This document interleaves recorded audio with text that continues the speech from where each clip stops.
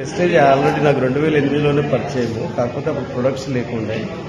కాకపోతే రీసెంట్లీగా నాకు డిసెంబర్లో ఎందుకంటే నాది ఒకసారి షుగర్ ఉంటే షుగర్ గురించి నేను టెస్ట్ చేసి నాకు తెలియదు అసలు షుగర్ ఉన్నట్టు కూడా.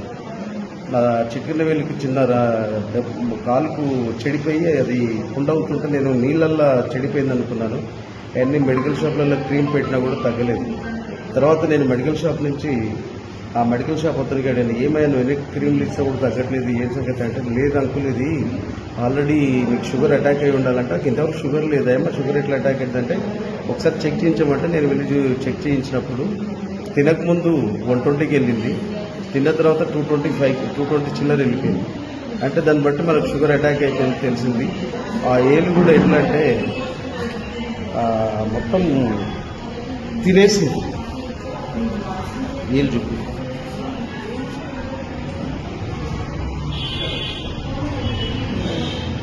ఆ ఏం తినేసి రంధ్రం పడి డాక్టర్లు దాన్ని తీసేయాలన్నారు. అంటే నేనేం చేశాను నమ్మలేదు అసలు. అయితే మా రిలేటివ్ వాళ్ళు ఇది ఇట్లా షుగర్కి వాడండి అని చెప్పి తెచ్చిచ్చారు. మళ్ళీ కంపెనీ పరిచయం ఉన్నా కూడా.